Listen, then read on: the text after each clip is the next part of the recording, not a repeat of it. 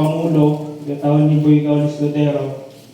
Po natin yung sinasabing mga bilin na kahalintulad o tugma sa mga bilin din po sa inyo rito na ni Master P na kung tawagin, na hindi po nagkakalayo na yung mga bilin na sa darating isa lang naman. Dahil ang sinabi nga, ang Diyos po, sinabi sa banal na kasulatan, ang pangalan niya 1,001. Na ang ibig sabihin, sa bawat lugar o sa bansang Pilipinas, may ginagamit na katawan. Kumbaga yung tawag na maestro. Sa amin po, ang ginamit na maestro, walang iba si Tatay Ben Vivencio Mariano Valencia. Siya po yung naghayag sa amin o sa mga umabot sa material ng aming Tatay Ben. Bagamat kami mga kabataan na ngayon na hindi na nakaabot ng kanyang material, yung aral o yung mga habilin ay nakarating sa amin. Bata pa lang po ako, narinig ko na yung mga habilin na ganito ang magaganap. Dahil ipinaliwanag na po yan mula noon. Kaya yung naririnig ko po na yun, hanggang sa panahon ngayon, nasasaksiyan ko na yung kaganapan. Dahil na sinabi po dyan, kung di ako nagkaroon sa 1 Corinto 7, sabi po doon ni Apostol Pablo, kung maaari, kayong mga binata at mga dalaga, huwag muna magsipag-asawa. Dahil ang aming guro po, na si Tatay Ben, nagtataka ang Nanay Len na sa headquarters ng Calamba, lumuluha o umiiyak ang aming guro. Na tinanong siya ng mahal na ina, na Nanay Len, Tatay Ben niya, bakit ka po umiiyak? Nang sabi niya, kung ako lang, ayoko pang maganap.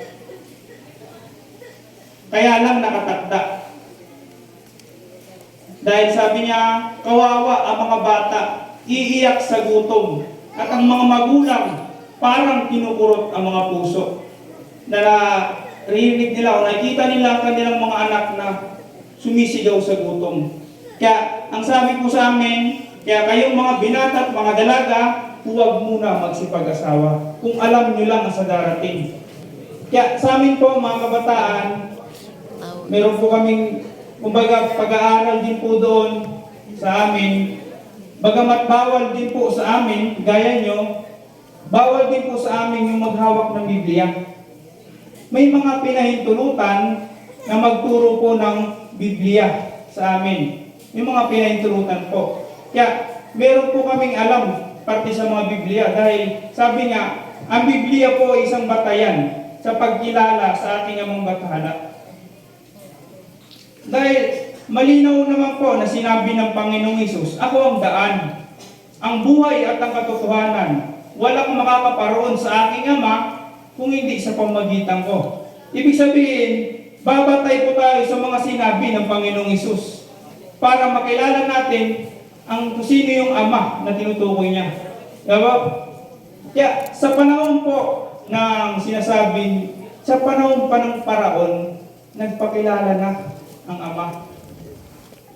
Ayon po sa banal na kasulatan, Roma 9, talatang 17, at sinabi ng Diyos, ginawa kong hari ang paraon, nang upang sa pamagitan niya ay makilala ang aking kapangyarihan at matanyag ang aking pangalan sa buong sanlibutan. Ibig sabihin po, niloob niya na maging hari ang paraon. Para daw po, sa pamagitan niya, ay makilala yung kapangyarihan niya. At matanyag yung pangalan sa buong sanlibutan. Walang iba pong natanyag sa panahon ng paraon, Jose na anak ni Jacob. Di ba po? Jose na anak ni Jacob. Kaya nga sinabi ng banal na kasulatan, ako ang Alpha at ang Omega. Una at wakas, simula at ang huli. Di ba po? Ibig sabihin, sa panguna, sa panahon pa ng paraon, Jose na. Kaya itong kumbaga, ito pong panahon natin na lahat tayo naman, hindi naman sa atin na yung pagkilala sa ating amang Dr. Rizal may kinikilalang, kumbaga may ginagamit na katauhan sa panahon ngayon. Kumbaga, sa atin in general, hindi naman po natin makikita ang espiritu. Di ba po? Kaya gumagamit siya ng katauhan para mahayag o magampanan kung ano mang gagawin niya sa sanlibutan. Kaya ang inaantay po natin yung mga pangako kung paano natin makakamit yung sinasabing buhay na walang hanggan. Maging kami po, dahil sabi po, sa panahon ng Tatay Ben, sinuhan niya dito ang gusto ng kapangyarihan. Wala niya dito. Kayamanan, wala niya dito. Sabi niya, kung kaligtasan ang hinahanap nyo, dito po 100%. Kumbaga, tiniyak ang kaligtasan kung susunod po tayo sa sinasabing kalooban ng Diyos. Kumbaga, tumupad lang po tayo sa kanyang kalooban. Dahil, sabi nga, ang Panginoong Hesus, ginanap niya po ang 10 utos. Bagamat kay Nunong Moises, ipinagkaloob ang 10 kautusan, hindi niya po nagampanan. Kumbaga, sumala. Sinasabing, natanaw niya lang ang lupang pangako. Hindi siya nakatungtong. Kaya, nung si Panginoong Hesus po, sabi nga, naganap niya ang 10 kautusan, maging ang binatang mayaman lumapit sa kanya. Panginoon, nasagawa ko na pong 10 kautusan, naganap ko na. Ano pa po ang dapat kong gawin upang makaparoon ako sa iyong Ama na nasa langit? Ang sagot ng Panginoon, ipagbili mo ang iyong ari-arian at ipamigay sa mga dukha, iyon ay sapat na para ikaw ay makaparoon sa aking Ama na nasa langit. Ang ginawa po ng binatang mayaman, yumuko at tumalikod kay Panginoong Hesus. Ibig sabihin, hindi niya kaya na ipamigay sa mga dukha ang kanyang ari-arian. Ibig sabihin, nagampanan niya din daw po ang 10 kautusan. Kaya, sinabi nga ng alagad kay Panginoong Hesus, Panginoon, ano po bang pinakamahalaga sa 10 kautusan? Unang-una, ibigin mo ang Diyos ng buong puso, buong pag-iisip at ng buong katapatan. Pangalawa, ibigin mo ang iyong sarili, gaya ng pag-ibig mo sa iyong kapwa. Ibig sabihin po, nauwi na sa 2 ang kautusan. Kaya sabi, magwawakas ang langit at ang lupa, ngunit ang kaliliitang bahagi ng kasulatan ay hindi mawawala ng bisa hanggat hindi nagaganap ang lahat. Ibig sabihin, gaganapin po lahat. Kaya nauwi na sa 2 ang kautusan. Dahil sabi po sa Hebreo 10, talata 16, sa mga huling araw, makikipagpanibagong tipan ng Diyos sa tao at iuukit ko sa kanilang mga isip at isusulat ko sa kanilang mga puso ang aking mga utos. Sa puso at isip na po. Kaya napansin ko po yung inyo pong pagdarasal dito po. Sa amin po, parte po sa aming katuruan din, ang pag-aalang din po namin na tinuro ng aming guro at nalaman din po namin sa Malapangulo, ganun din po, nakatayo pong matuwid at 1 metro sa gagalangan po at nakatingin sa mata nakangiti. Ganyan din po. Kaya, kumbaga, natagpuan talaga natin yung sinasabing katotohanan. Dahil may malaking batayan po tayo na sinabi ng banal na kasulatan, Isaias 13, talatang 2, kayo'y mangaglagay ng isang watawat sa bundok na walang punong kahoy. Mangaglakas kayo ng tinig sa kanila, inyong senyasan ng kamay upang sila'y magsipasok sa pintuang bayan ng mga mahal na tao. Kaya, may malaking pagtuturo po tayo sa banal na kasulatan, yung pag-aalang natin, kinuha natin sa kasulatan. Diba? Kaya, balik po tayo, sinasabi, nauwi na sa 2. Maging ang Apostol Pablo po, sabi nga doon, sa 2 Korinto 3, talatang 5, sabi ko doon, niloob niya kami maging lingkod ng bagong tipan. Tipang hindi na babatay ng titik ng tinta, kundi ng Espiritu ng Diyos na buhay. Sapagkat ang dulo ng titik ng tinta ay nagdudulot ng kamatayan. At ang Espiritu ng Diyos na buhay ang nagbibigay buhay na walang hanggan, ni hindi nasusulat sa 2 tapyas na bato, kundi sa puso at isip ng tao. Kaya ang kautusan ko nandito na. Kaya, kumbaga, masaya ako na naging isa po ako sa naging saksi sa pagpunta rito.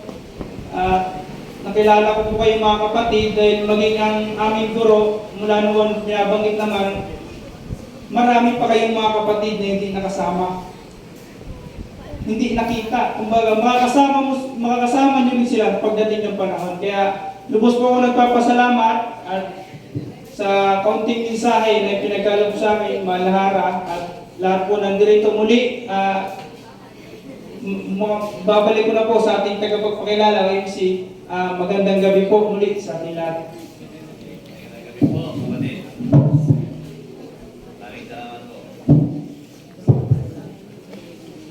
Daghan kayong salamat o maraming salamat kay Ronian Pihabaybay, ang ating pangalawang tagapangulo ng kabataan ng Pagsilang ng Bagong Langit at Bagong Lupa ni Gatos Rizal Association Incorporated.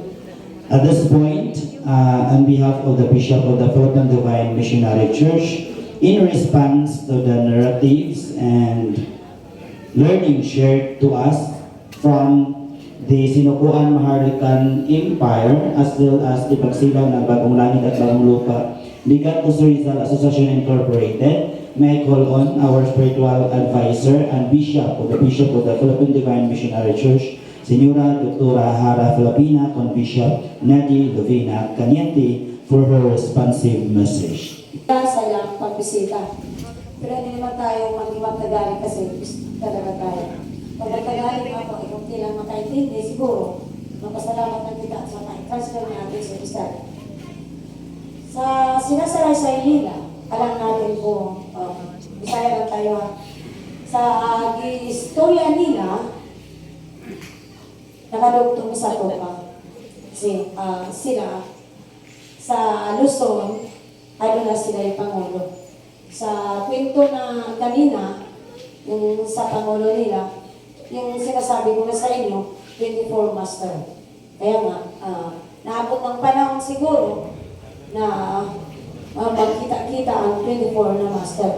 Sa ako lang ingon kanina, hindi dapat tayo magselos kasi sa sinasabi tagana na. Pero sa ato na sa kaugalingon, may separated na batas, kaya siguro sa atin, yung kwento ni Master noon, yung airspeak lang ang 40 kilos. Kahit sila may iba't ibang tagapangulo, pag dito sila sa ating lugar, kaya nga, alam ko yung tagapangulo nila, nagbigay ng palatandaan sa kanila, ano ang dapat nila gawin. Pag dito na sila sa Mindanao, kasama dito sa ating sa grupo ng PPPC. Pero sa istorya sa atong Pangulo sa kanyang panahon, usapon mangguta.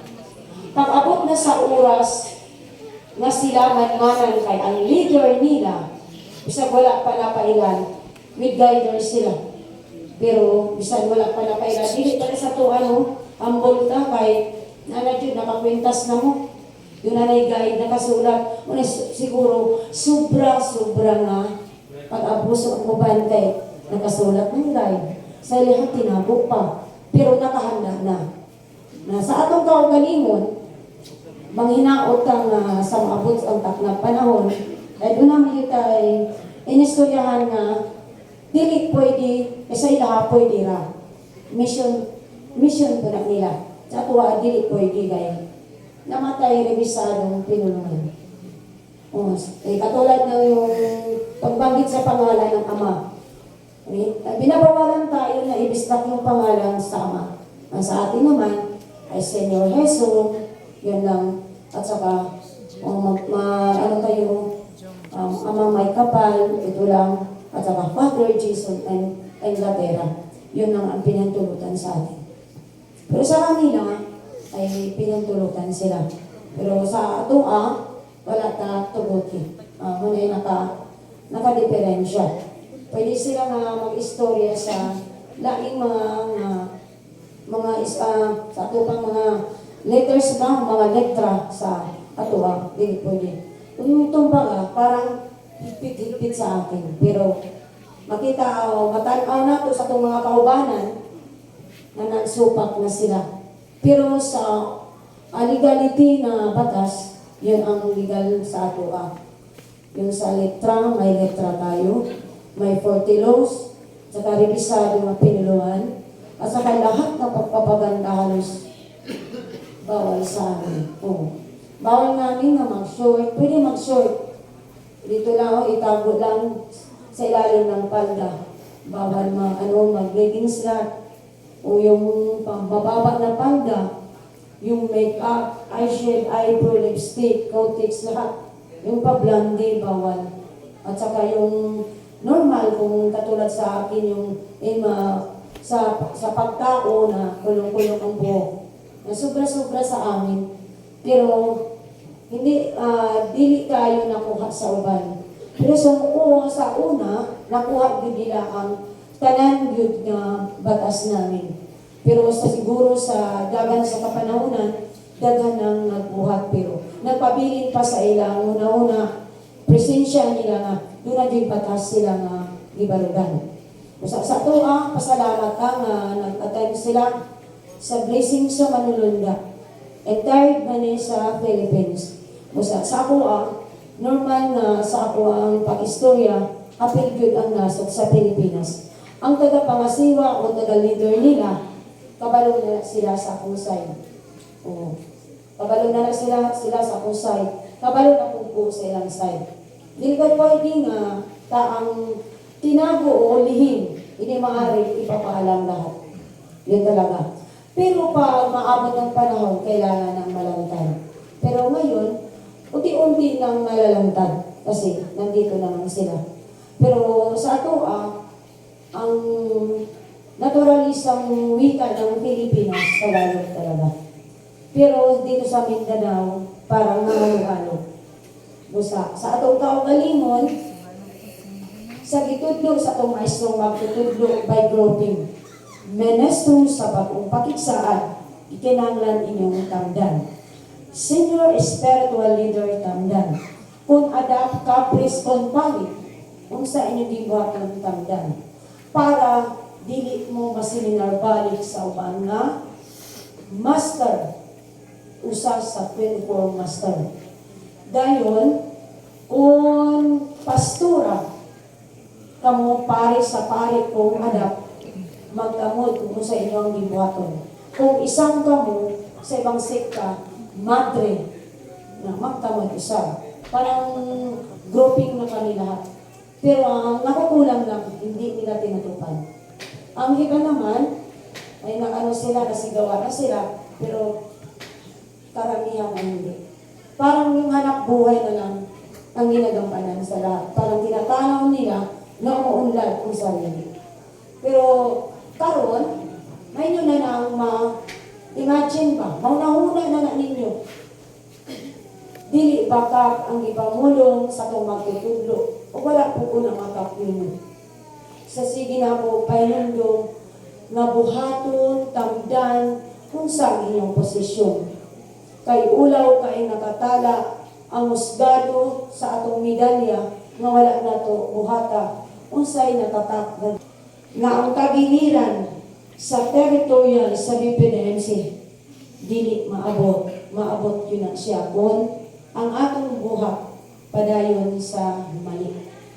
Salamat sa grupo sa Isayan from Luzon o sa kwento namin kaniya ang Luzon tinatayuan ng ama, ang Visayas tinatayuan ng anak, at saka dito sa Mindanao sa Espiritu kay Senyora Marcel.